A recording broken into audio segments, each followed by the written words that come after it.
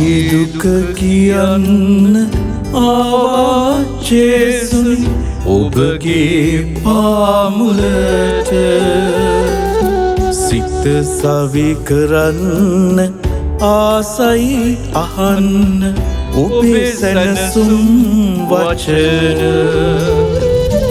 ජේසුනි ආසයි මාහට ඔබ ළඟම රැඳෙන්න ජේසුනි ආසයි මාහට ඔබ තුලම සිටින්න ජේසුනි ආසයි මාහට ඔබ සුවය ලබන්න ජේසුනි ආසයි මාහට ඔබ තුරට එන්න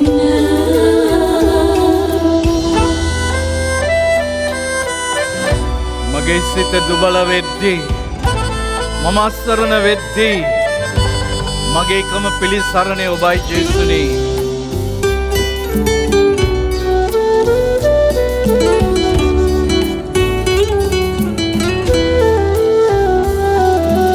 මා සිත දුබලයි හදවත සසලයි සිත එක තැන නොරැඳී බිඳුවක් අසන්න ආදර ජේසුනි ඇයි මා දුබල වුනේ ජේසුනි ආසයි මාහට ඔබ ළඟම රැඳෙන්න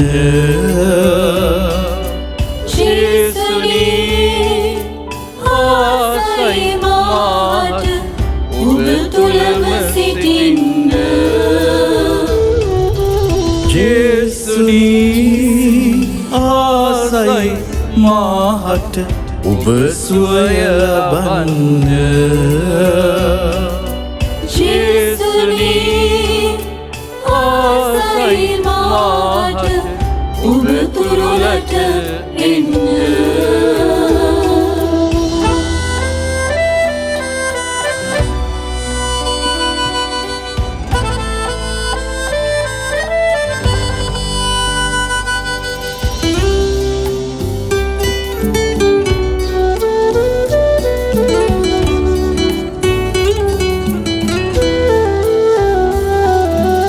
අහසේ විහඟුන් සතපන දෙවිඳුන් මා දෙස බලනු ඇතේ රාජාලියතම පැටවු රකින්නසේ ඔබ මා රකින්නු ඇතේ ජේසුනි ආසයි මාහට ඔබ ළඟම රැඳෙන්න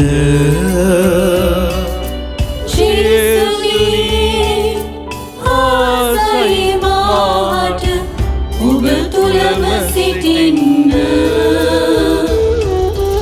ජේසුනි ආසයි මාහට ඔබ සුවය ලබන්න ජේසුනි ආසයි මාහට ඔබ තුරට එන්න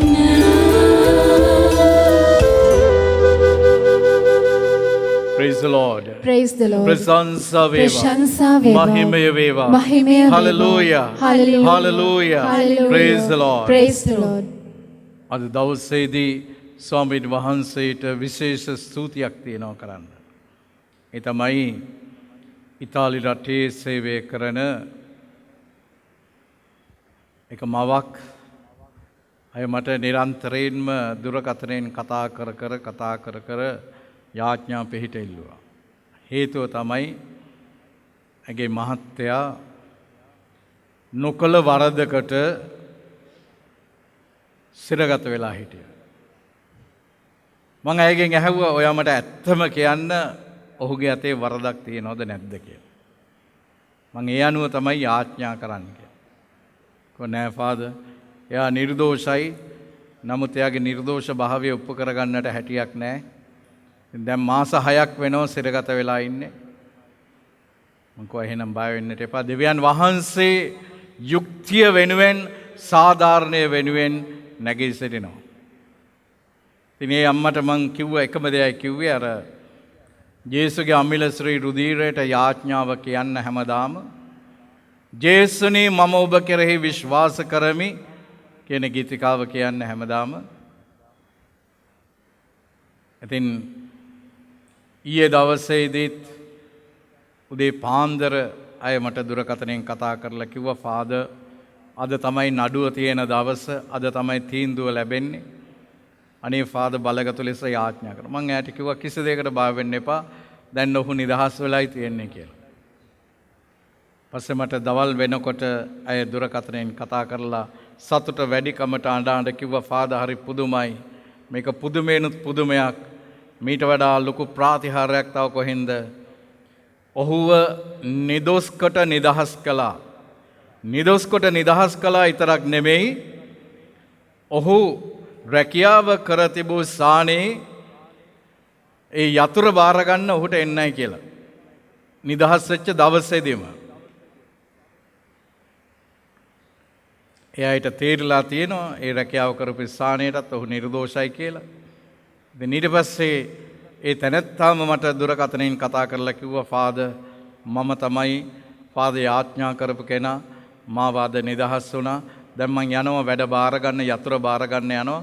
මට ආශිර්වාද කරන්නට කියලා මං ඔහු ආශිර්වාද කළා.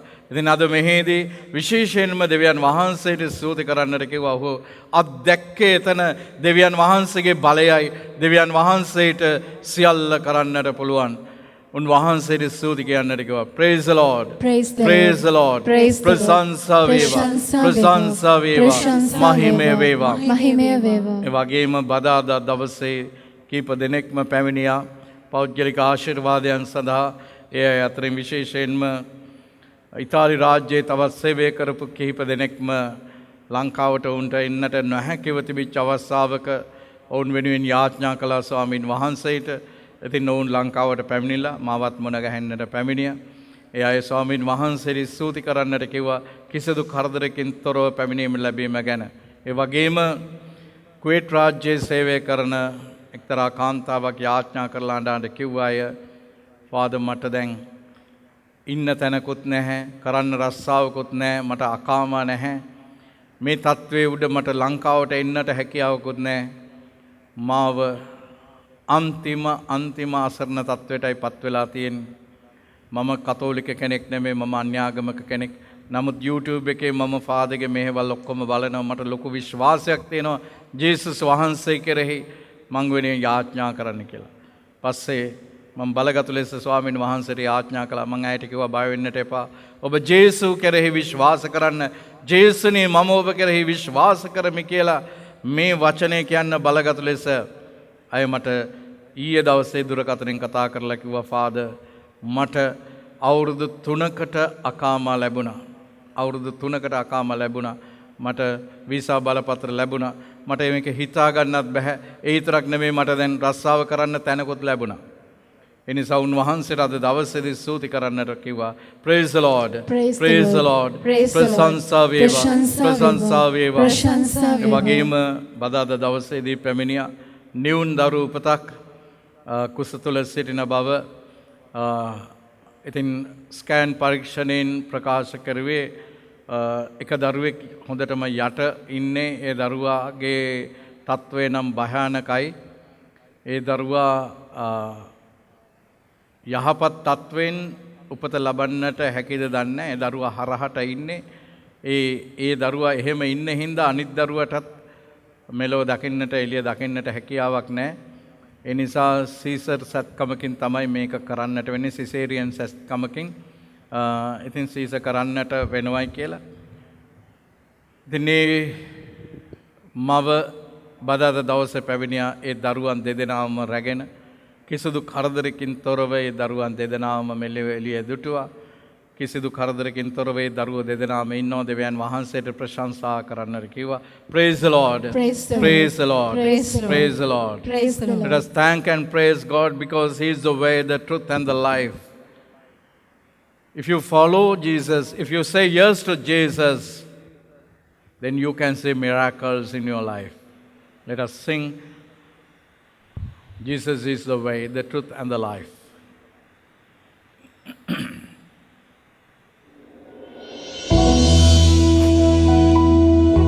ජේසුස් වහන්සේ අපේ මාර්ගයයි. ජේසුස් වහන්සේ සත්‍යයි. Come and උන්වහන්සේ follow ජීවනයයි. me, inviting you all. Will you say yes to Jesus? Yes, we do. Jesus is the way, Jesus is the truth, Jesus is the life. Hallelujah. Come and follow me, inviting you all. Will you say yes to Jesus? Yes, we do. Come and follow me, inviting you all. Will you say yes to Jesus? Yes, we do.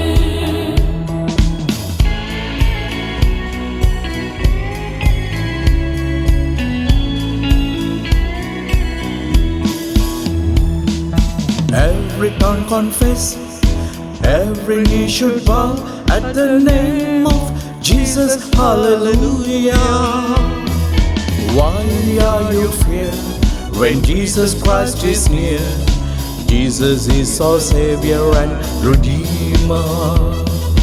Why are you fear when Jesus Christ is near? Jesus is our Savior and Redeemer.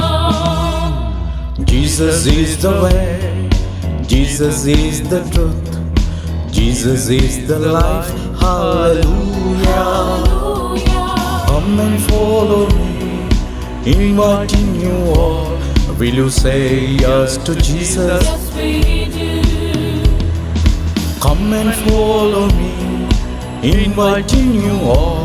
Will you say yes to Jesus? Yes, we do.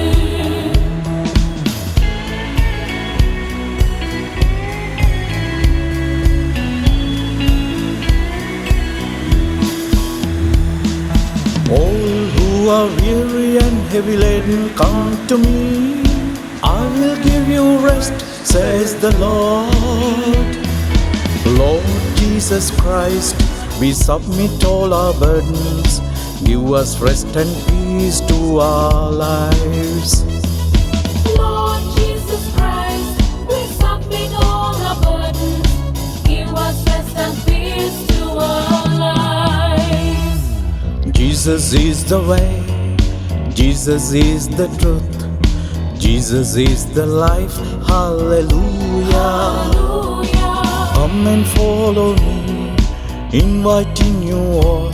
Will you say yes to Jesus? Yes, we do. Come and follow me, inviting you all.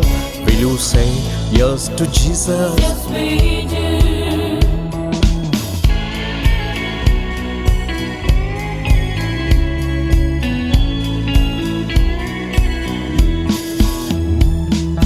Trust Him all the time, cast out all the doubts. Jesus lives till end of the time. Glory and honor to God, glory and praise to God. Sing hallelujah, praise the Lord. Glory and honor to God. Glory and praise to God. Sing hallelujah, praise the Lord. Glory and honor to God, glory and praise to God. Sing hallelujah, praise the Lord. Glory and honor to God. Glory and praise to God. Sing hallelujah, praise the Lord. Glory and honor to God, glory and praise to God. Sing hallelujah, praise the Lord. Hallelujah, praise the Sing Lord. hallelujah, praise the Lord. Hallelujah, praise the Sing Lord. hallelujah, praise the Lord. Praise the Lord. Praise the Lord. Praise the Lord. Praise the Lord. Hallelujah. Hallelujah. Hallelujah. Hallelujah. Hallelujah. Hallelujah. Praise the Lord. Praise the Lord. Praise the Lord. Praise the Lord. ප්‍රශංසා වේවා. ප්‍රශංසා මහිමය වේවා. මහිමය වේවා. මහිමය වේවා. මහිමය වේවා. ස්වාමින් වහන්සේ ඔබ සමග වනසේක්වා. ඔබ සමගද වනසේක්වා. ගීතාවලියේ 41 වෙනි ගීතය. රෝගියෙකුගේ යැදුම. දිලින්දා සලකන තැනැත්තා ආසිරි ලද්දේය. ඔහුගේ විපතින් සමිදානෝ ඔහු මුදනසේක. සමිදානෝ ඔහු රක්නාසේක. ඔහුට රැකවරණය දෙනසේක. මෙහි මත ඔහුට ආසිරි දෙනසේක. සමිදානෝ සතුරන් අතට ඔහු පාවා නොදනසේක. ලෙඩ ඇඳේ සිටින විට සමිදානෝ ඔහුට පිහිටවනසේක. රෝගාතුරුව සිටින විට සමිදානෝ ඔහුට සුවය දෙනසේක. සමිඳුනි මට කරුණා කළ මැනව. ඔබට විරුද්ධව පව් කළෙමි. මෙමා සුව කළ මැනව මම පවසමි. ඔය මිනිසා කවදා මැරේද? කවදා ඔහුගේ නාමය මැකී යන්නේදයි මාගේ සතුරු මා ගැන අවලාද කියති. බලන්න එන අය වංක නැත. ඔවුහු මා ගැන කිව හැකි නපුරු දේ රැස් කරගනිති. පිටත ගොස් හැම තැනම ඒවා පළ කරති.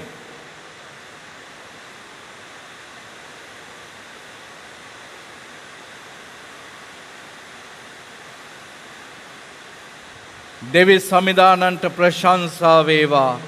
සදා කාලයෙන් සදා කාලයටම ප්‍රශංසා වේවා. ආමෙන්. දේව වාක්‍ය නම් මෙසේය. දෙවියන් වහන්සේට ස්තෝත්‍ර වේවා.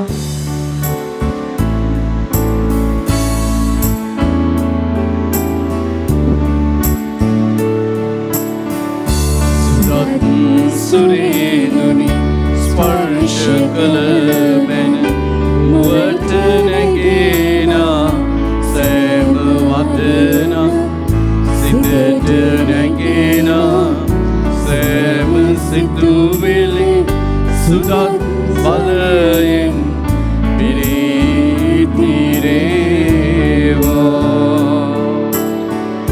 සුදත් සත්වර ඔබ කෙරේ වේවා.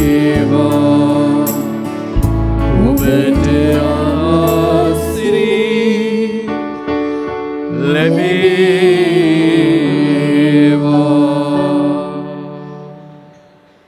ක්‍රිස්තුස් වහන්සේ තුළ මා ප්‍රේමවන්ත සහෝදර සහෝදරීනි, අද දවසේදී මා අදහස් කළා ඔබත් එක්ක මෙනෙහි කරන්නට මේ ගීතාවලියේ 41 වෙනි ගීතය.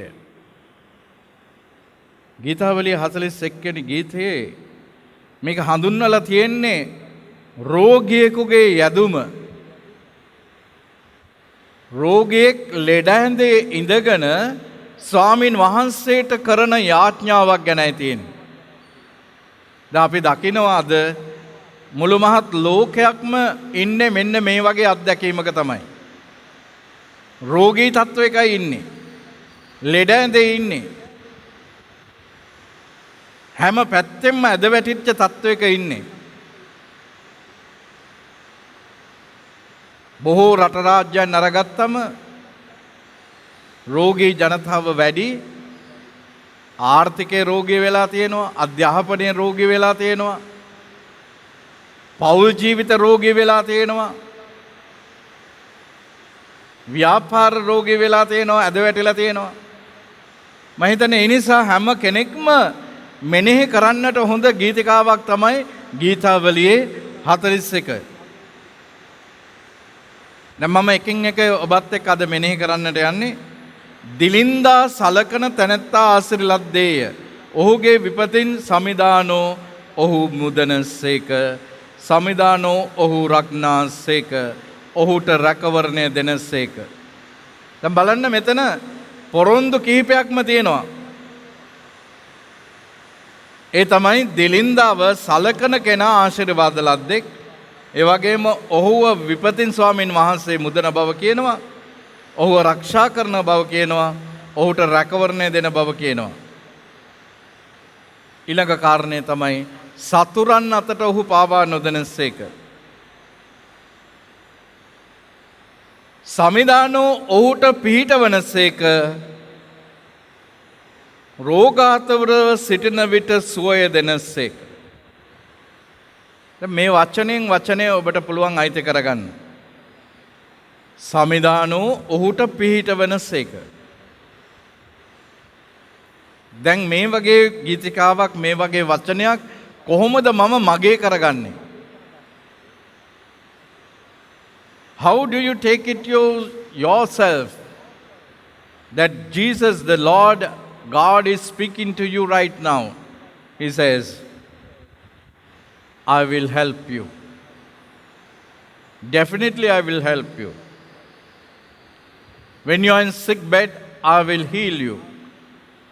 These are the promises that God has given us. There are more than 8,000 promises in the Bible. There are more than 8,000 promises in the Bible. Bible දෙවියන් වහන්සේ දීලා තියෙන පොරොන්දු 8,000කට වැඩිය තියෙනවා. God has kept all those promises. දෙවියන් වහන්සේ ඒ හැම පොරොන්දුවක්ම දීලා තියෙනවා. දැන් උන්වහන්සේ කියනවා රෝගාතුරව සිටින විට සුවය දෙනසේක. I have experienced it in my life. මම මගේ ජීවිතය තුළ මේ වචනය අත්දැකලා තියෙනවා. At a time when my life was in real danger, at the brink of death,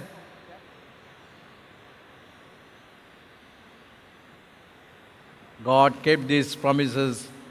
රෝගාතුරව සිටින විට ඔහුට සුවය දෙනසේක. එනිසා ඔබ රෝගාතුරව සිටින කෙනෙක් නම් කියවන්න ගීතාවලිය 41. ඔබ ශාරීරිකව රෝගී වෙලා ඉන්නට පුළුවන්. ඔබ මානසිකව රෝගී වෙලා ඉන්නට පුළුවන්. ඔබ ආධ්‍යාත්මිකව රෝගී වෙලා ඉන්නට පුළුවන්. Doesn't matter. Whatever the way you are sick and helpless, just pray to God, and God has promised us. He says, I will heal you, I will help you, I will console you.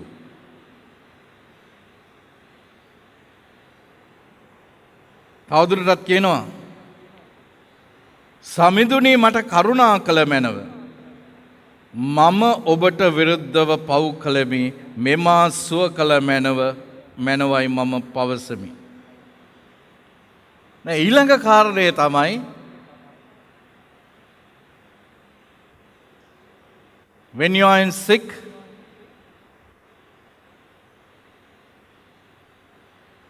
then you have time to think about yourself and your past,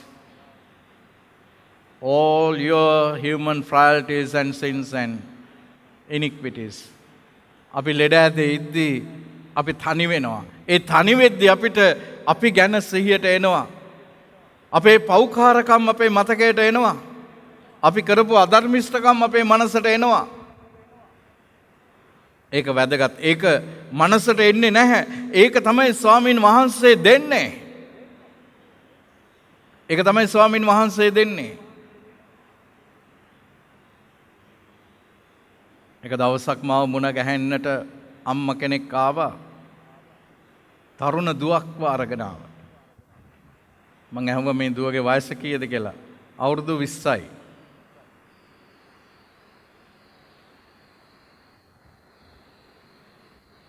අවුරුදු 20යි හොඳට ඉගෙනගෙන තියෙන දරුවෙක්. මං අම්මගෙන් ඇහුවා මොකද්ද මේ ළමයාට තියෙන අසනීපය කියලා. මොකද අම්මා කිව්වා මේ ෆාදර් මම මේ දුවට යාඥා කරන්නටයි ආවේ. ඊට පස්සේ මේ අම්මා කියනවා ෆාදර් මෙයාට නම් කිසිම අසනීපයක් නැහැ. මම මේ දුවව අරගෙන ආවේ මොනවත් නිසා නෙමෙයි. මෙයා බීමට අබ්බැහි වෙලා තියෙනවා. මෙයා හොඳ රස්සාවක් කළා. දැන් ඒ රස්සාවත් එයාට නැහැ. මොකද මෙයා ඒ තරමටම බීමට අබ්බැහි වෙලා. පස්සේ මං කිව්වා අම්මට අම්මේ මට මේ දරුවත් එක්ක ටිකක් තනියම කතා කරන්න පුළුවන්ද? දරුවත් එක්ක කතා කළා මං තනියම ටිකක්. එතකොට මං ඇහුවා ඇයි මේ අම්මා කියන කතාව ඇත්තද? ඔව් ෆාදර්. මං කිව්වා ඉතින් සාමාන්‍යයෙන් දැන් ඔය ගෑනු දරුවොත් ඉතින් ගෑනු ළමයිත් ඔය පාටියක් වෙච්චම සමහර තැන්වල බොනවා. නෑ ෆාදර් එහෙම නෙමෙයි මම පුරුද්දක් හැටියට බොනවා. මම රස්සාවක් කළා රස්සාව කරපු සල්ලි වලින් මම ඉවර වෙන්න මම අරගෙන එනවා මත්පැන්. අර නැවිල්ලා බොනවා. මට ඒක නැතුව බෑ. ඊට පස්සේ මං ඇහුවා මොකද්ද මේකට ඔබට හේතු උනේ? ඇයි ඔබ මේ තත්වයට මේ මෙච්චර හොඳ අධ්‍යාපනයක් ලැබලා හොඳ ඉස්කෝලේක ඉගෙනගෙන මේ තරුණ වයසේදීම ඔබ ඇයි මේ වගේ තත්වයකටපත් වුනේ?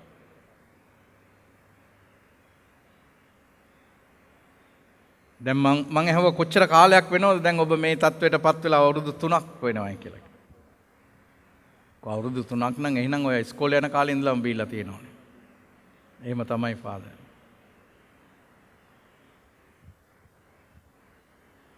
මගේ FIR එකක් තිබුණා. ඒක හොඳටම බලාපොරොත්තු තියාගෙන ඔක්කොම කරගෙන හිටියේ. ඒක නැති වුණා. ඊට පස්සේ අපේම යාළුවෝ කණ්ඩායමකට මම එකතු වුණා. ඒගොල්ලොත් එක්ක තමයි බොන්න පටන් ගත්තේ. දැන් මම තනියම බොනවා. මගේ මේ ප්‍රශ්න මම අමතක කරගන්නට තමයි මම මේ දේ කරන්නේ. එහෙම තමයි මම පටන් ගත්තේ. දැන් මට මේකෙන් ගැලවෙන්නට බෑ. මං ඇහුවා දුවේ ඔයා කැමතිද මේකෙන් ගැලවෙන්න? මේකෙන් ගැලවෙන්න ඔයා කැමතිද?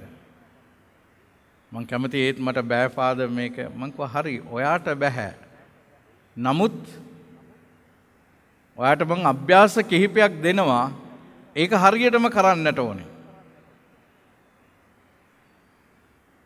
මොකද අභ්‍යාසයේ දීලා ඇරියා තාවෙන්තුරු මල් ළඟට ආවේ නැහැ. මං කිව්වා අර ලෙඩ රෝග සහ ඒ කියන්නේ නපුරේ බලබෙදීමේ යාඥාව දවස් 7ක් දාන්න. දවස් 7ක් දාලා ඒ දවස් 7 ඇතුළතදී කොහොමවත්ම ගන්නට බෑ. ඒ දවස් 7ේම හැම දවසකම කියන්න ජේසුනේ මම ඔබ කෙරෙහි විශ්වාස කරමි කියන ගීතකාව. එතකොට හැබැයි තවවෙන්තුරු ආවේ නැහැ මාව මුණ ගැහෙන්න. මම දැනගත්තා මේ දරුවට මෙතනින් ගැලවීමක් නැහැ කියලා. ඊටමත් ලස්සන දරුවෙක් නිකන් අපරාධ නිෂ්කාරණේ ජීවිතේ විනාශ වෙලා ගිහිල්ලා තියෙනවා. දැන් ඕනේ තරම් මට පිරිමි දරුවන්ව මුණ ගැහිලා තියෙනවා මේ වගේ බේබදු කම් වලට අබ්බැහි වෙච්ච අය. නමුත් මට කුරුසේ තියද්දි තේරුණා එක දෙයක්. මං කිව්වා පුතා ඔයා මත්පැන් විතරක් නෙමෙයි ඊට වඩා වැඩි දෙයක් ඔයා ගන්නව නේද කියලා. ඒතර අම්මගේ මූණ දිහා බැලුවා. අම්මා හිටපු නිසා මට කිව්වේ නෑ. මං පස්සෙත් ඇහැව්වා. මට කිව්වේ නෑ. මම ප්‍රේමවන්ත සහෝදර සහෝදරීනි අද හුඟක් අපේ තරුණ තරුණියෝ ලෙඩ වෙලා තියෙනවා. මේ බේබදුකම කියන්නේ රෝගයක්. මේක රෝගයක්. ඉනිසා මේ අය ඉස්සල්ලාම තමුන්ගේ අධ්‍යාත්මය තමයි විනාශ කරගෙන යන්නේ, නැති කරගෙන යන්නේ. මම මේ දේ මට අද මතක් වුණේ මොකද මම ඒ දරුවටත් මම කිව්වා මේ ගීතාවලිය 41 ඔයා මෙනෙහි කරන්න. ගීතාවලිය 41 මෙනෙහි කරන්න. දැන් මේ බලන්න මේක කියනවා ඔය මිනිසා කවදා මැරේද? කවදා ඔහුගේ නාමය මැකී යන්නේද? මාගේ සතුරු මා ගැන අවලාද කියති. මා බලන්න එන අය අවංක නැත. ඔහු මා ගැන කිව හැකි නපුරු දේ රැස් කර ගනිති. පිටත ගොස් හැම තැනම ඒවා පළ කරති. මට වෛර කරන්නෝ මට විරුද්ධව රහස් කියති.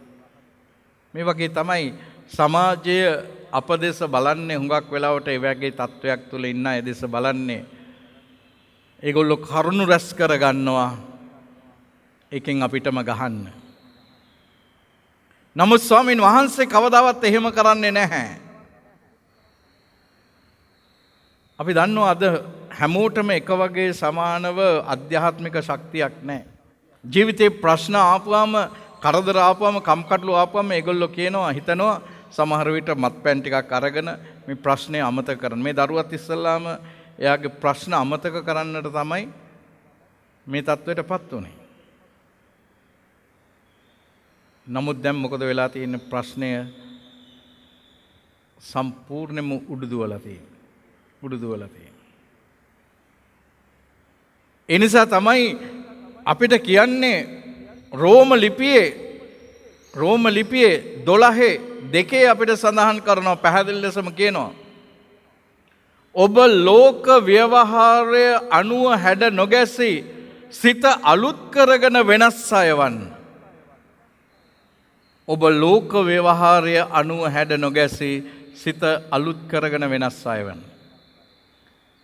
දැන් මේ අද හුඟක් අය මේ ලෝක ව්‍යවහාරය අනුව ගිහිල්ලා අපේ දරුවෝ, මොකද ඒ අයට අද හුඟක් අය උපදෙස් දෙන්නේ කොයි විදිහටද?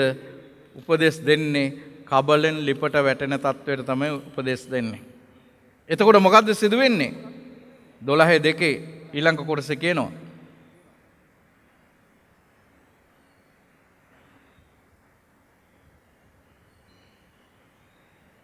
එවිට දෙවියන් වහන්සේගේ කැමැත්ත, එනම් යහපත් වූ පිළිගත යුතු සම්පූර්ණ වූ දේ කුමක්ද කියා ඔබට තේරුම් ගත හැකිය. මේක තමයි සැබෑ බුද්ධිමය නමස්කාරය හැටියට උන්වහන්සේ ඉදිරිපත් කරන්නේ. අද අපි ගොඩක් යාඥා කරන්නට ඕනේ අපේ දරුවෝ අද මේ වගේ තත්ත්වයට ඉන්න. දැන් මම හුඟක් දුරට අද ඔන්ලයින් තාක්ෂණය ඔස්සේ තමයි කවුන්සලින් කරන්න මේ දරුවන්ට. ගොඩක් දරුවෝ, ගෑනු දරුවෝ, පිරිමි දරුවෝ මට කතා කරනවා, "ෆාදර් මට මේකෙන් ගැලවෙන්නට ඕනේ, මට මාර්ගයක් කියලා දෙන්න. මේ තත්ත්වෙට මම ඇබ්බැහි වෙලා ඉන්නේ" කියලා. අද මේ දරුවන්ව අපි ප්‍රතික්ෂේප කරන්නට හොඳ නැහැ. ඒ දුවට මම බොහොම ආදරෙන් කතා කරපුවාම ඒ දරුවා අඬන්න පටන් ගත්තා. ඒත් ඒ දරුවා කියනවා, "ෆාදර් මට කවුරුත් ආදරේ නැහැ. මට කිසි කෙනෙක් ආදරේ නැහැ. මගේ දෙමව්පියෝ මට ආදරේ නැහැ. මට තිත්ත කුණුහරුපෙන් බනින්න ගෙදර අය. මේ පවුල විනාශ කරන්නට ආපු විනාශකාරියෙක් කියලා තමයි බනින්නේ. ඒ විතරක් නෙමෙයි ෆාදර්, මම සිගරටුත් බොනවා."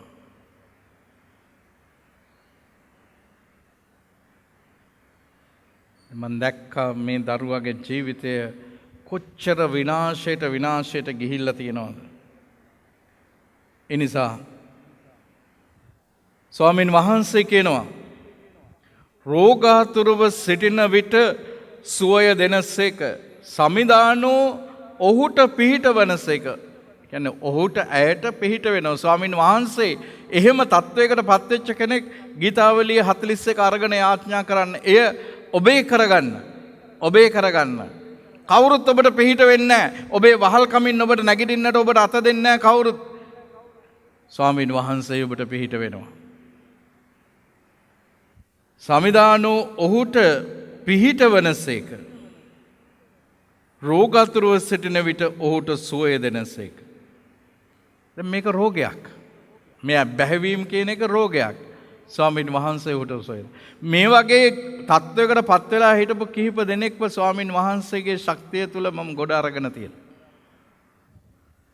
හුඟක් අය හිතනවා මේකෙන් ගැලවෙන්නට බැහැ කියලා. පුළුවන්. ඒ නිසා හැම කෙනෙක්ම හොඳට මතක තියාගන්න, මේ ගීතාවලියේ 41 එක නම් කරලා තියෙන්නේ කොමක්ද? රෝගියෙකුගේ අයදුම. රෝගියෙකුගේ අයදුම.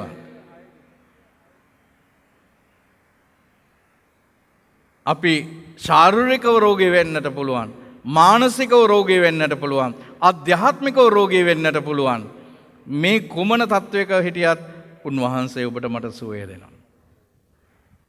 ඊළඟ කාරණය තමයි අද දවසේදී මම ඔබත් එක්ක තවදුරටත් මෙනෙහි කරන්නට අදහස් කරේ අද එන්නම අපේ සමාජය තුළ මානසිකව රෝගී තත්වයට පත් වෙලා ඉන්න අයගේ ප්‍රමාණය වැඩි. මානසික රෝගීන් වැඩි. අද හුඟක් අය තමුන්ගේ හිතේ මේවා හිර කරගෙන දරාගෙන ඉන්නවා. ඒකට මුල් වෙලා තියෙන්නේ ප්‍රධානතම හේතුව තමයි අපි කියනවා ෆ්‍රස්ට්‍රේෂන් කියලා. මනෝවිද්‍යාවේ කියනවා ෆ්‍රස්ට්‍රේෂන් කියන එකට සිංහල වචනේ තමයි ඉච්ඡා බංගත්වය. බලාපොරොත්තු සුන්වීම. මේක ක්‍රම තුනක් නිසා ඇති වෙනවා. ඒක මනෝවිද්‍යාවේ කියලා දෙනවා. ඒකේ ඉච්ඡා බංගත්වයට පත් වෙන්නට කෙනෙක් හේතු වෙන කාරණා තුනක් ඉදිරිපත් කරනවා. එකක් තමයි obstacles කියනවා. බාධක. deficiencies ඌනතා. ඒක ශාරීරික මානසික ඌනතා වෙන්නට පුළුවන්. තුන්වෙනි එක තමයි mental conflicts. ඒ කියන්නේ මානසික ගැටුම්. ඉතින් මේ වලට මුහුණ දෙන අය ඒ මුහුණ දෙන විදිහ අනුව තමයි ඒක කියන්නේ. ඕකේ කියනවා මුහුණ දෙන ක්‍රම තුනක් ඉදිරිපත් කරමු. එකක් තමයි fighting mechanism, flighting mechanism and freezing mechanism. සමහරක් අය තමුන්ව මේ ඉච්ඡා බංගත්වයට පත් වුණාම ෆ්‍රස්ට්‍රේට් වුණාම ඒගොල්ලෝ ෆයිට් කරනවා. තමන් බලගත්තු නම් කොහොම හරි සටන් කරලා දිනා ගන්න. දෙවෙනි එක තමයි ෆ්ලයිටිං. ඒ කියන්නේ ඒ අය පලා යනවා. තමුන්ට ෆයිට් කරන්න බෑ පලා යනවා. ඒකත් හොඳ පැත්තකට වෙන්න පුළුවන් නරක පැත්තකට වෙන්න පුළුවන්. දැන් බලන්න මෙතනදී මේ දරුවගේ ජීවිතය අරගත්තම යම්කිසි ප්‍රශ්නයක් ඇති වුණා, ඉච්ඡා බංගත්වයට පත් වුණා, තමුන්ගේ බලාපොරොත්තු සුන් වුණා, බලාපොරොත්තු ඇද වැටුණා.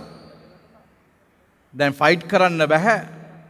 ෆ්ලයිට් කරනවා. ෆ්ලයිට් කරන්නේ කොහොමද? අය තමුන්ගේම ජීවිතේ නැති කරගන්නට යනවා. දැන් මත්පැන් අරගෙන මත්ද්‍රව්‍ය අරගෙන තමුන්ට රිදවන අනිත් අයට රිදවන්න බෑ, තමාට රිදව ගන්න.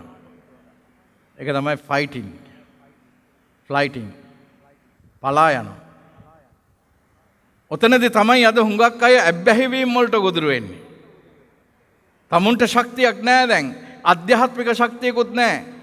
මෙන්න මෙතනදී තමයි අපිට දෙවියන් තුල සිටීමේ වැදගත්කම තියෙන. අද ගොඩාක් යුරෝපා කරේ හුඟක් තරුණ පිරිස් ඒ අය දෙවියෝ අදහන්නේ නැහැ. දෙවියෝ විශ්වාස කරන්නේ නැහැ.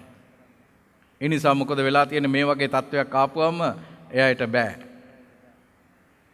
මූණ දෙන්නට බෑ. දැන් ගිය සතියේ මට අම්මා කෙනෙක් කිව්වා ෆාදර් අද කුරුස දහන මෙහෙදි විශේෂ ස්තුතියක් කරන්න. මම එංගලන්තේ ඉන්නේ.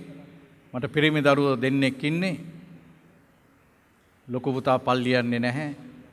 අපි කතෝලික, අපි සිංහල ලංකාවේ. නමුත් මේ දරුවෝ මෙහි ක්‍රමයට තමයි හැඩගැහිලා තියෙන්නේ. අපි පල්ලියන් අඬ ගහපුවාම කියන්නේ මොකද්ද? Why God? දෙයියන්ව මොකටද?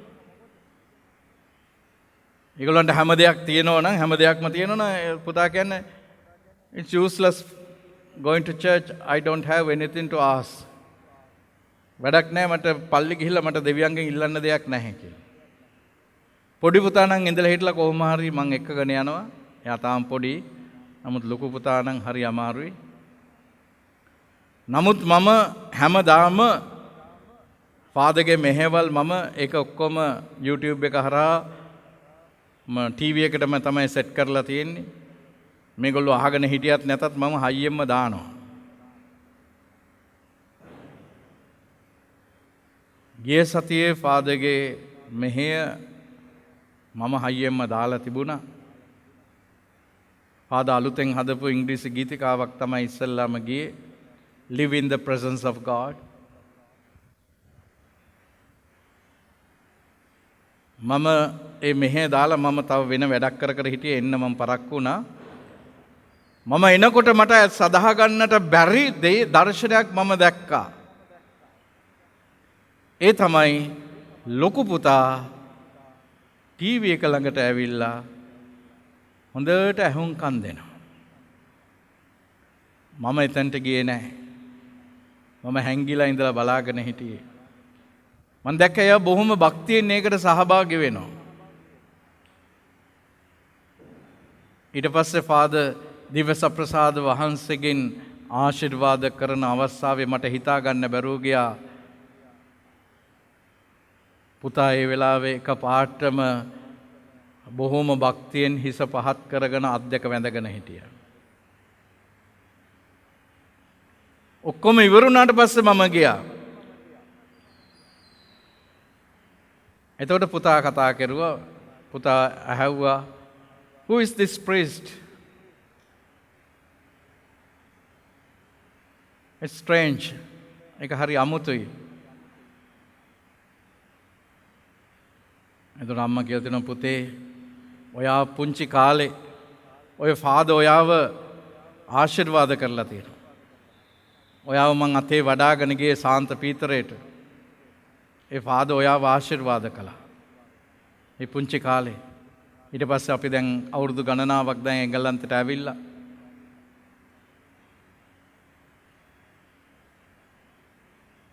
දැන් අම්මා අහලා, "Would you like to speak to that father?" ඔය ආසදේ ෆාදර්ත් එක්ක කතා කරන්න. ඉතින් පුතා පස්සේ කියලා, "We'll see later." අපි පස්සේ බලමු. ඉතින් අම්මා කියලා එයාට මොනවත් බලපෑමක් කරන්න ගිහිල්ලා නැහැ. අම්මා කියනවා, "මට මේක ලොකුම ප්‍රාතිහාර්යයක්. මෙයා පැයක් තිස්සේ මෙතන හිටපු එකට, ෆාදර්ට ඇහුම්කන් දුන්නු එකට. අපි සිංහල කතෝලික. නමුත් එයාට සිංහල තේරෙනවා, සිංහල කතා කරන්නේ නැහැ. අපි සිංහලෙන් කතා කරුවොත් ඉංග්‍රීසියෙන් තමයි උත්තර දෙන්නේ. නමුත් එදා මෙහෙදී ෆාදර් ඉංග්‍රීසියෙන් මෙහෙ ටිකක් කිව්වා. ඔව් හොඳට අහගෙන හිටියා. මං හිතනවා ඒ අම්මා කියනවා වැඩි කල් යන්න ඉස්සෙල්ලා පුතා කතා කරයි.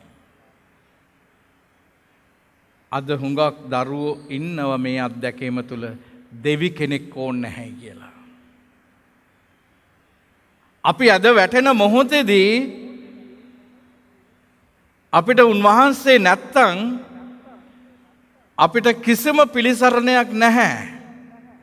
මොකද උන්වහන්සේගේ ශක්තිය මට අවශ්‍යයි. මම ශාරීරිකව හෝ මානසිකව හෝ අධ්‍යාත්මිකව හෝ ඇද වැටෙන්නේ කොතනදද? එතනදී උන්වහන්සේ මට පිහිට වෙන්නේ, වෙන කවුරුත් නැහැ. සමහරක් අය ලෝකයා ඔන්න ඔය වගේ අවස්ථාවවලදී අපිට hina වෙන්න බලාගෙන ඉන්නවා. අපි වැටෙනකම් බලාගෙන ඉන්නවා අපිට hina වෙන්න. ඒ අයගේ අතුලාන්තය එළියට එනවා. මේ 41 කිව්වා. එයාගේ අතුලාන්තය එළියට එනවා. එයාගේ මුවින් පිට එන වචන තුලින්. ඒ නිසා තමයි අපිට ගීතාවලියේ ස්වාමීන් වහන්සේ 41 ප්‍රකාශ කළේ ඒ දේ. ඒ වගේම එළිදරව්ව පොතේ උන්වහන්සේ අපිට කියනවා මෙන්න මේ දේ.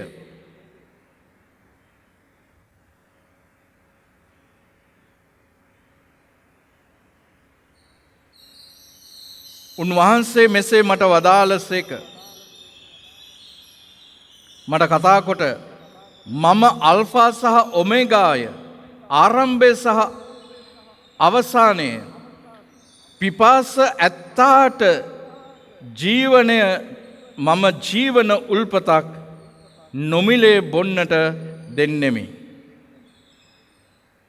පිපාස ඇත්තාට මම ජීවනයේ උල්පතෙන් නොමිලේ බොන්නට දෙනවා කියලා අපිට එළිදරව්ව පොතේ 21:5 උන්වහන්සේ සඳහන් කරනවා.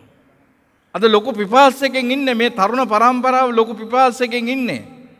ඒ පිපාසය නිසා තමයි මේ දරුවෝ ටික විනාශය කරා යන්නේ සමහර විට. The world is running after amorous desires and irresistible desires, but they get lost in it. හැබැයි ස්වාමින් වහන්සේගේ සරණය හොයාගෙන යන අය කවදාවත් විනාශ වෙන්නේ නැහැ. මෙන්න මේ දේ ඔබේ දුවට පුතාට කියලා දෙන්න. මොකද ඒ දරුවෝ ජීවිතේ ඇද වැටෙන මොහොතවල අපිට හිතා ගන්නට බෑ කොයි මොහොතද ඇද වැටෙන්නේ කියලා. දැන් අද අධ්‍යාපනය ඇද වැටලා තියෙද්දි තාක්ෂණය ඔස්සේ මේ දරුවෝ තවත් පැත්තකින් වටන්නට බලාගෙන ඉන්නවා. මෙන්න අධ්‍යාත්මික ශක්තිය අවශ්‍ය තැන. ඒ නිසා තමයි මම ඔබට කිව්වේ ලෝක ව්‍යවහාරයේ අනුව යන්නේ නැතුව සිත වෙනස් කරගෙන අලුත් අය වෙන්නට උන්වහන්සේගේ ශක්තිය තියෙනවා. ඊට පස්සේ අපිට ගීතාවලියේ 42 තවදුරටත් කියනවා මොකක්ද කියන්නේ? මුවා සිසිල් දිය දහරට ලොල් වනසේ ඔබ කෙරෙහි මට තද පිපාසයක් ඇත. දෙවිඳුන් කෙරෙහි ජීවමාන දෙවිඳුන් කෙරෙහි මගේ සිත පිපාස වන්නේය. මම කවදා අවුත් දෙවිඳුන් ඉදිරියේ පෙනී සිටිම්ද? ඔබේ දෙවියෝ කොහේද කියා දවස පුරා මිනිසුන් මට කියන කල මම දිවා රෑ දෙක්හි කඳුළු වබුරණි. මේ දේම තමයි අගුස්තුනි තරුණයත් අත්දැක්කේ. අගුස්තුනි ඔහු පාපය තුල ගියා. අවුරුදු 19ක් තිස්සේ ගියා. අවුරුදු 19ක් තිස්සේ ගියා. මොනිකා තුමිය අම්මා අවුරුදු 19ක් තිස්සේ දෙවියන් වහන්සේට පලි ගැහුවා මගේ දරුවාව බේරලා දෙන්නට කියලා. මොකද මේ පිපාසය, the irresistible desire he had was never ending. But when he found God, he confessed what he said, I have no rest until I rest in thee. මොකද්ද කිව්වේ අවසානයේදී උන්වහන්සේ හමු වුණාට පස්සේ සමිඳුන් තුල මගේ හද සතපනතුරු මට කවදාවත් සැනසීමක් නැහැ.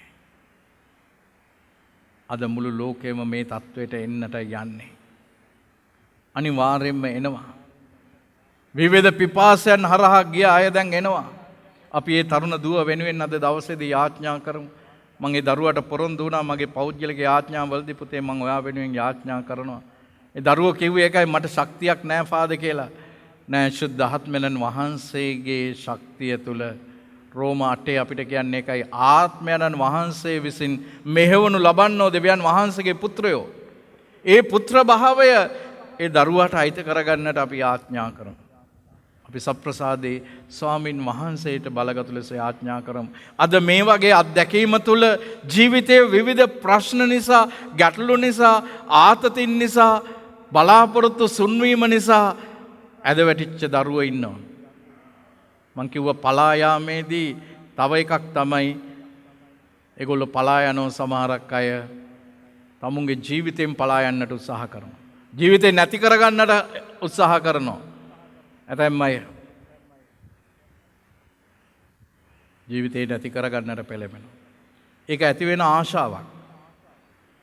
සිග්මන්ඩ් කියන මනෝවිද්‍යාඥයා කියනවා අපේ ජීවිතේ ආශාවල් දෙකක් තියෙනවා. ජීවත් වෙන්නට ආශාවයි මැරෙන්නට තියෙන ආශාවයි. ඒ ජීවත් වෙන්නට තියෙන ආශාවට කියන්නේ ඊරෝස් කියලා.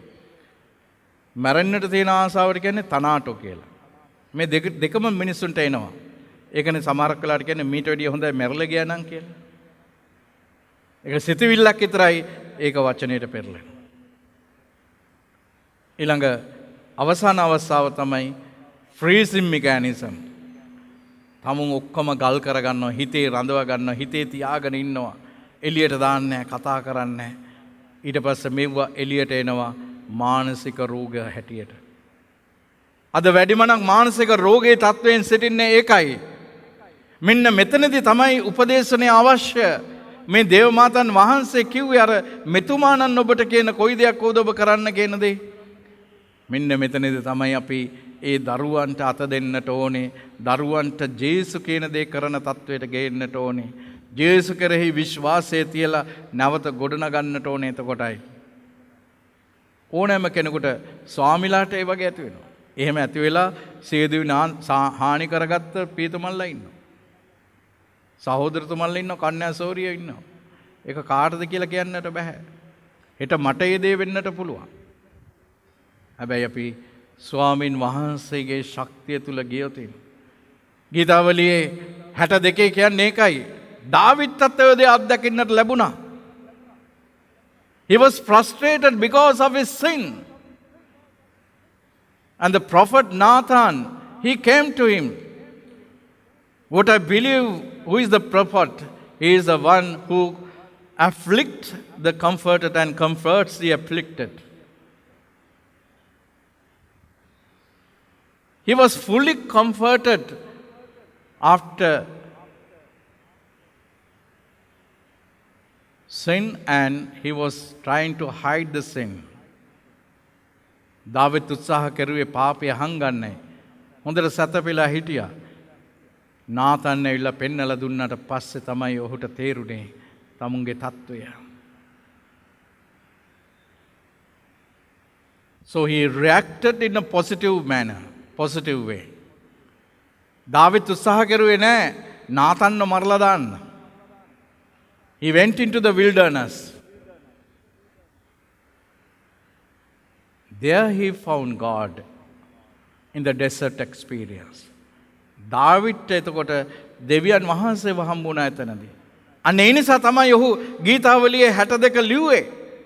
මගේ සිතට සහනය දෙවියන් තුල පමණයි, මට ගැලවීම ලැබෙන්නේ එතුමාණන්ගෙන් පමණයි, මගේ පර්වතයත් මගේ බලකොටුවත් දෙමිදානෝ පමණයි. එබැවින් මම නොසැලී මම ඇලවුණු බිත්තියක්ද සෙලවෙන තාප්පයක්ද වැනි මිනිසෙක් වෙමි.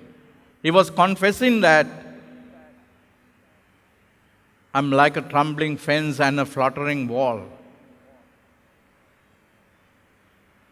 මේ දෙකම අස්සේරයි. අපේ ජීවිත අස්සේරයි. අන්න ඔතනදී තමයි අපේ සිතට සැනසීම තියෙන ස්වාමින් වහන්සේව හොයාගෙන යන්න ලං කරලා දෙන්න. ඔබේ පවුලේ දරුවෙක් ඔය වගේ අසරණ තත්වයකට පත් වෙලා ඉන්නෝ නම් තව ටිකක් පිදුරු දාන්න එපා, වෛරය දාන්නට එපා. ඒ දරුවගේ ආවේග අවුස්සන විදිහට කතා කරන්නට එපා. නැහැ. ඒ වෙනුවට ස්වාමින් වහන්සේගේ වචනය තුල ඔහුව සතපන්න. ස්වාමින් වහන්සේගේ වචනය තුල ඔහුව සතපන්න. ස්වාමින් වහන්සේගේ වචනය තුල ඔහුට අලුත් ආකල්පයක් දෙන්න, අලුත් අධ්‍යාත්මයක් දෙන්න. එතකොට අපේ වටිනාකම්, නියමම වටිනාකම් මතුවෙන්න පටන් ගන්න එතනදී. දාවිද්ගේ වටිනාකම මතුවුනේ රජවාසලේදී නෙමෙයි.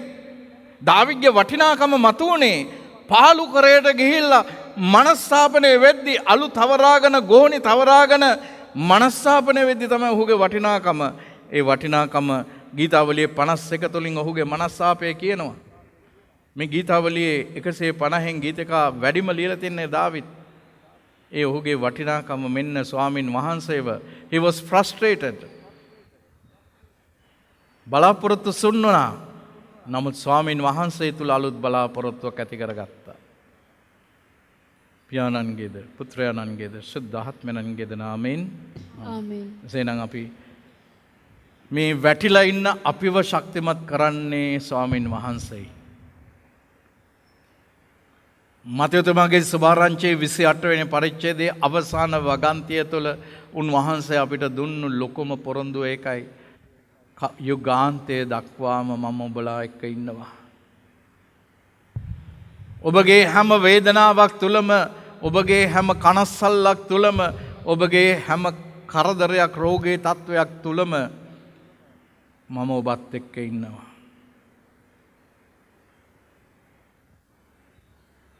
අපි උන්වහන්සේට බාර කරමු. සප්‍රසාදේ ස්වාමින් වහන්සේටම.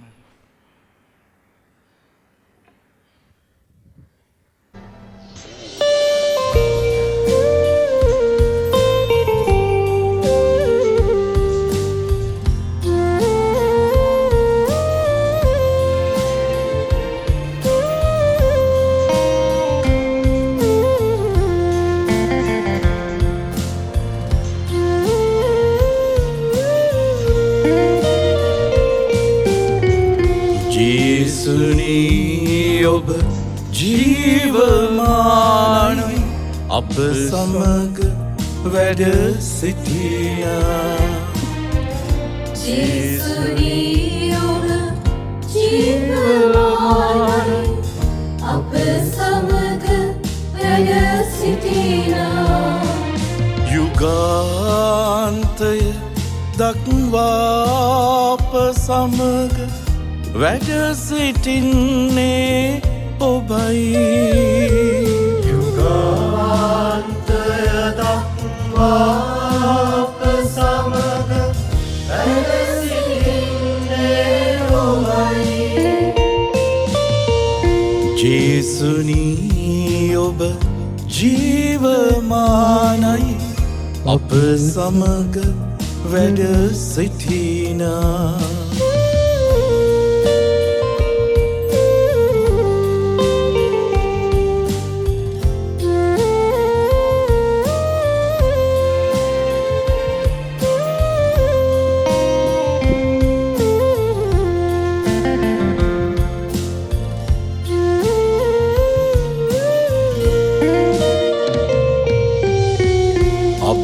කඳුල තුල අප සිනහව තුල වැඩ සිටින්නේ ඔබයි අප අරගල තුල අප ණයවර තුල වැඩ සිටින්නේ ඔබයි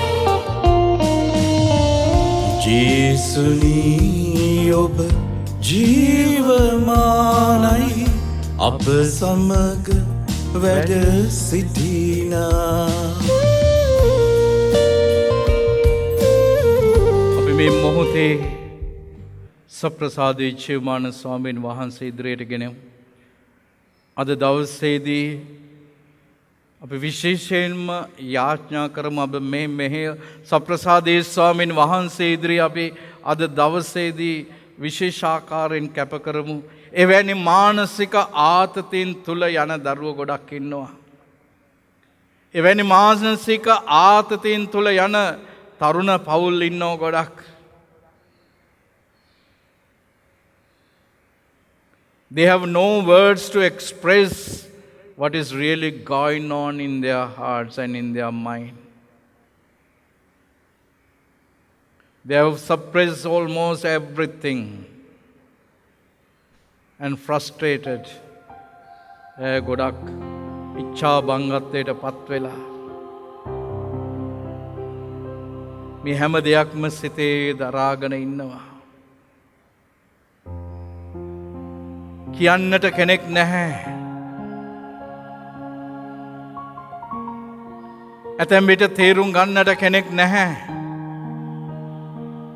ඒ නිසාම අපේ තරුණ දරුවෝ විවිධ ඇබ්බැහිවීම් වලට ගොදුරු වෙලා එක පැත්තකින් තවත් අය බලාගෙන ඉන්නෝ එහෙම අයව ගොදුරක් කරගන්නට ඔවුන්ව මත් කරලා ප්‍රශ්න අමතක කරන්න ඒ අසරණ දුව වෙනුවෙන් අපි ආඥා කරමු. බොහොම උගත් දිනියක්. නමුත් අය හරිම දුප්පත් අධ්‍යාත්මික ශක්තිය තුල නම ස්වාමින් වහන්සේට කරන්නට බැරි දෙයක් නැහැ. Nothing is impossible with God. Everything is possible with God and Jesus.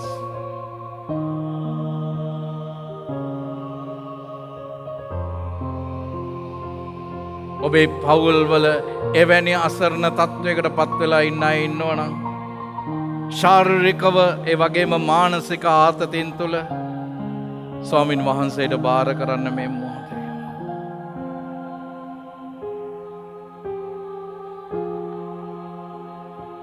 උන්වහන්සේගේ දෑතේ තබන්න මේ මොහොතේ ඔබ මේ මොහොතේ යාඥා කරමු විශේෂයෙන්ම අද මේ මානසික ආතතින් තුල ඉන්න ගොඩාක් දෙමව්පියෝ ඉන්නවා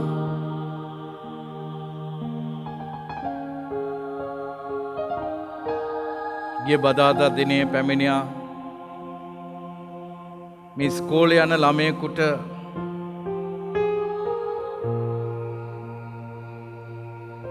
අද ගොඩාක් ඉස්කෝලේ යන ළමයි තුල මේ ආතතිය තියෙනවා මානසික වෛද්‍යවරයෙක් ළඟට ගියාම බේත් ගොඩක් දීලා මට හිතා ගන්න බෑ අද මේ වෛද්‍යවරුත් මාෆියාවට ලක් වෙලා මගේ අම්මට කිව්වා අම්මේ මේ දරුවට මේ බේත් එකක්වත් දෙන්නට එපා. මේවා අවශ්‍ය නැහැ එකක්වත්. මේ දරුවගේ ওই කියන රෝගී ලක්ෂණ එකක්වත් නැහැ. අද මේ සමාජය තුළ තියෙන මේ ප්‍රශ්න නිසා ඒ දරුවත් එක්ක මං කතා කරුවා. 6 වෙනි පන්තියේ ඉගෙන ගන්නේ. වෛද්‍යවරයා ලියලා තිබිච්ච රෝගී ලක්ෂණ එකක්වත් මේ දරුවා තුල නැහැ. මේ දරුවට කතා කරපුවම දරුවා මොකද්ද කියන්නේ? අඬ දරුවා කිව්වේ තනියම මං ගත්තම පාදමට කවුරුත් ආදරේ නැහැ. අම්මගේ වැඩේ මට බනිනවා. තාත්තගේ වැඩේ මට ගහනවා, අහුවෙච්ච එකෙන් ගහනවා. ඒගොල්ලෝ දකින වෙලාවට මම පොතක් අතේ තියාගෙන තමයි ඉන්නට ඕනේ.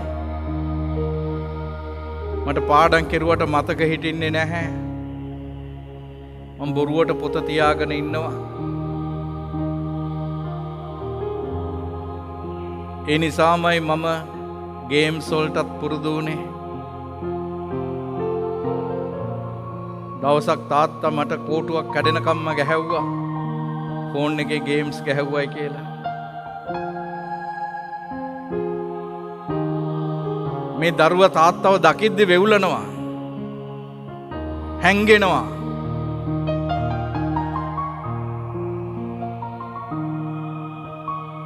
මේ 5 වෙනි පන්තිය 6 වෙනි පන්තියට වෙනකම් මේ දරුවට ගොතයක් තිබුණේ නැහැ. දැන් එකපාරට මේ දරුවට ගොතයක් ඇවිල්ලා මානසික වෛද්‍යවරයෙක් ළඟට ගෙනිච්චා. වෛද්‍යවරයා කියලා මෙයාට මානසික රෝගී තත්ත්වයක් නිසායි ගොතේ ඇවිල්ලා තියෙන්නේ කියලා. නැහැ. මේ දරුවා ඉල්ලන්නේ ආදරයයි. ඒ ආදරේ නැති නිසායි තාත්තා තිරිසනෙකුට ගහනවා වගේ මේ දරුවට ගහන නිසායි. ඉබේම දරුවෝ ගොත වෙනවා, ගොළු වෙනවා. දෙවැනි අසරණ තත්ත්වයන් තුළ හුඟක් දරුවෝ ඉන්නවා. පුළුවන් නම් මන් ළඟට අරගෙන එන්න. මං ඒ දරුවොත් එක්ක කතා කරන්න. මේ සැර බෙහෙත් වර්ග දීලා අද මේ මාෆියාවට අහු වෙලා තවත් දරුවන්ව තවත් රෝගීන් කරන්නට එපා.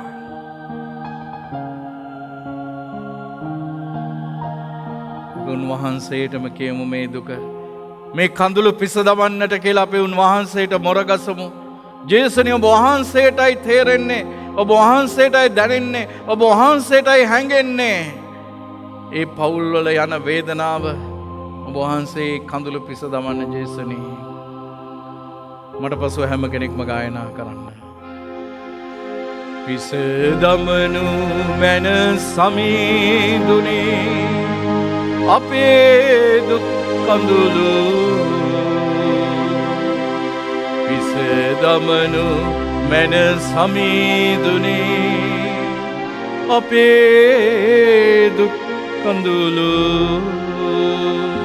ලොකු විශ්වාසයෙන් කියන්න. පිස දමනු මැන සමීදුනේ අපේ දුක් කඳුළු.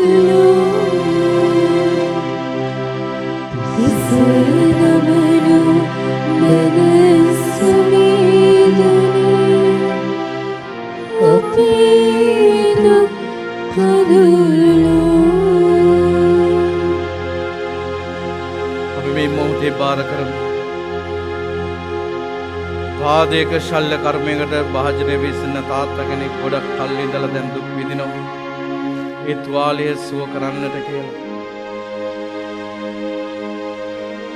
ඔහුට උපස්ථාන කරන අයට ශක්තිය දෙන්නට කියලා. වගේම ඇසක ආබාධයකින් පෙළෙන තාත්තා කෙනෙක්. ඔහුගේ අනිත් අසත් දුර්වල බව වෛද්‍යවරු පවසනවා. සුව කරන්න ජේසුනේ. උකුල් ඇටේ ආබාධයකින් පෙළෙන කෙනෙක්, ඇට මිදුළු වල පිළිකාවකින් පෙළෙන කෙනෙක්, ඒ වගේම කොරෝනා රෝගයට ගොදුරු වෙලා පවුලක්ම ඉන්නව අසරණ වෙලා ඒ පවුල බාර කරමු. ස්වාමීන් වහන්සේගේ දෑතේ තබමු. වකුගඩු වල ආබාධ තුල සිටින අය, ශල්‍ය කර්මයන්ට භාජනය වීමට සිටින අය, උන්වහන්සේට පුළුවන් ශල්‍ය කර්මයෙන් තොරව ඔබට සුවය දෙන්න. හුඟක් අය ඉන්නව පාදවල ආබාධ තුල, සුව නොවන තුවාල තත්වයන් තුළ අසරණ වෙලා. කොන්දේ අසනීප තත්ත්වයන් තුළ ශාරීරිකව මෙන්ම මානසික ආතතින් තුළ ඉන්න අය අපි උන්වහන්සේට බාර කරමු මේ මොහොතේ. විදේශ රටවල හුඟක් අය ඉන්නවා අසරණ වෙලා. බෙහෙතක් ගන්නට යන්නට හැකියාවක් නැහැ. තමුන්ගේ ලෙඩේ කතා කරලා කියන්නට භාෂාවක් දන්නේ නැතිව අසරණ වෙලා ඉන්නවා. ලෙඩක් දුකක් හැදුනත් රෝහලකට ගෙනියන්නේ නැහැ. මට අනන්ත අප්‍රමාණව කතා කරලා කියනවා අනේ ෆාදර් අපිට තියෙන එකම පිහිට ඔබ වහන්සේ අප වෙනුවෙන් යාඥා කරන්න. ඒ හැම කෙනෙක්වම ඔබ වහන්සේට බාර කරනවා සදෝ ස්වාමීනි. ගුරේ ආබාධ සෙම අමාරු තුල ඉන්න අය, පපුවේ මානසික තත්ත්වයන්ගෙන් පෙළෙන අය, වකුගඩුවල ආබාධ, ගර්භාෂයේ ආබාධ, අක්‍රමිකතාවයන්ට ගොදුරු වී සිටින අය, ගර්භාෂයේ ශල්‍ය කර්මයන්ට භාජනය වී සිටින අය, විවාහ ජීවිතයට පත් වෙලා දරුවන් නොමැතිව අසරණ වෙලා ඉන්න අය, විවාහ ජීවිත කැඩිලා බිඳලා විසිරලා ගිහිල්ලා තියෙන අය එකතු කරන්න ස්වාමිනිය වහන්සේට සියල්ල කළ හැකි. ඒ පවුල් වලින් වහන්සේට පමණයි පුළුවන් කඳුළු පිස දමන්න. අද මේ ආර්ථික තත්ත්වය අද වැටිලා රට දවසින් දවස විනාශය කරා යද්දී මේ රට පාලනය කරන්නන්ට වහන්සේ ප්‍රඥාව දෙන්න, හරි දේ කරන්න, යුතු දේ කරන්න, අත්‍යවශ්‍ය දේ විතරක් කරන්න. පටු ආත්මාර්ථකාමීව මේ ගති පැවතුම් වලින් ඉවත් වෙලා රට ගැන හිතන මානසිකත්වයට ගෙන්න උන්න. ඔබ වහන්සේගේම රැකවරණ ආරක්ෂාව දෙන්න, සුවය දෙන්න. මේ මොහොත වන විට රෝහල් ගත වෙලා සිටින අය, පිළිකා රෝගී තත්වයකින් රෝහල් ගත වී සිටින කෙනෙක් වෙනුවෙන් ඉතාලියේ සිටින වකුගඩුවල ආබාධයෙන් පෙළෙන තාත්තා කෙනෙක් වෙනුවෙන් යාඥා කරමු. පිළිකා රෝගී තත්වයට ගොදුරු වී සිටින තාත්තා කෙනෙක්, මවක්, ඒ හැම කෙනෙක්වම අපි උන්වහන්සේ ඉදිරියේ ප්‍රාතිහාරයක් ඉල්ලලා අපි ස්වාමීන් වහන්සේට මෙසේ මොරගසමු. ප්‍රාතිහාරයක් ඉල්ලලා හැම කෙනෙක්ම අන්තර්ජාලය ඔස්සේ දැන් අපත් එක්ක සම්බන්ධ වෙන ගොඩාක් අය, ඒ හැම කෙනෙක්වම බාර කරමු. සෙත් FM ගුවන් විදුලිය ඔස්සේ අපිත් එක්ක සම්බන්ධ වෙනවා. ඒ හැම පවුලක්ම අපි උන්වහන්සේට බාර කරමු. මේ මොහොතේ ප්‍රාතිහාරයක් ඉල්ලලා උන්වහන්සේට මොරගසමු.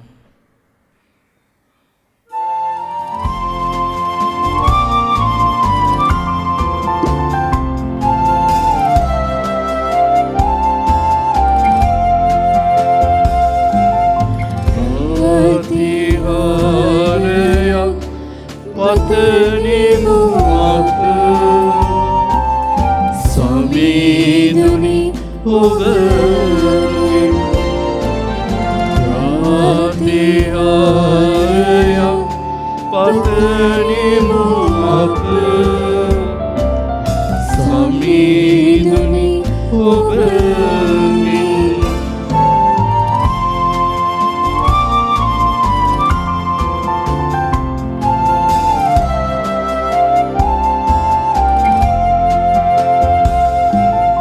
ගත්ත සිත ලෙඩ කරනා රෝදු බියදුරලා වසංගතද පහවන ලෙස ඉහලින් නොවේ අභිමතය පතා ප්‍රාතිහාරයක් පතනිමු අප සමීදුනි ඔබගේ ප්‍රාතිහාරයක් පතනිමු අප සමීදුනි ඔබගේ සමීදුනි ඔබගේ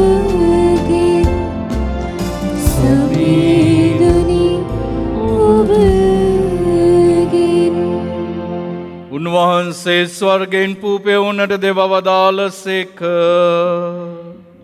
සෑම ප්‍රබෝධයක් මේ අඩංගු වී ඇත්තේය. යාඥා කරම්හ.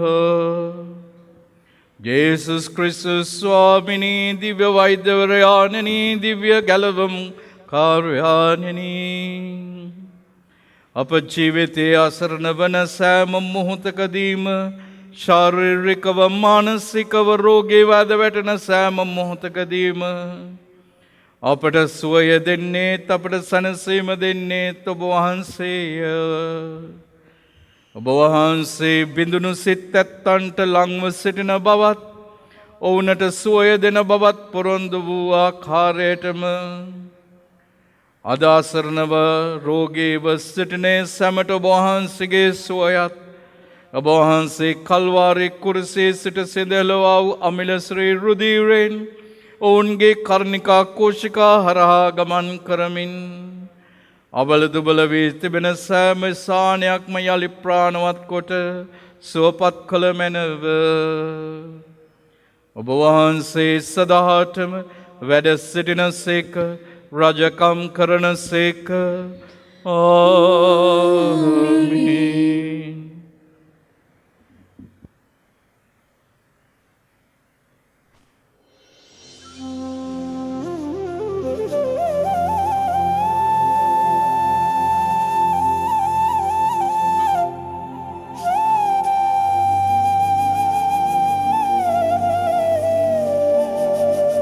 සප්‍රසාදී ජීවමාන ස්වාමීන් වහන්සේගෙන් ආශිර්වාද ලබන මෙම මොහොතේ ඔබ නිවෙස්වල ඉන්න ඒ හැම කෙනෙක්ම උන්වහන්සේට බාර කරන්න ඔබේ පවුල විශේෂයෙන්ම මානසික ආතතින් තුළ ඉන්න හැම කෙනෙක්වම බාර දෙන්න. ඒ කැඩිලා බිඳලා විසිරලා තියෙන පවුල් බාර කරන්න.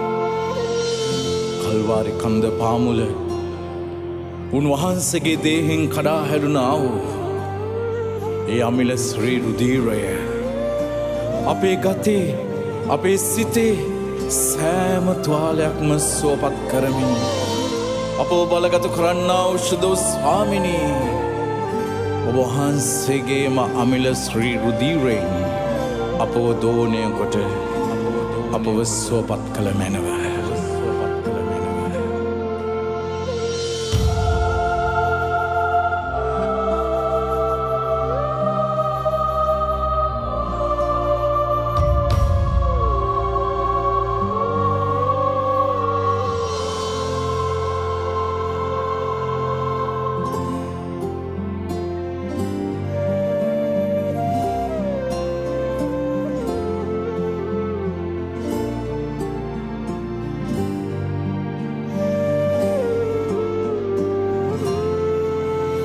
මගේ සිතේ තුවාලයන් සුව කරන්නේ ඒලෙයයි මගේ ගතේ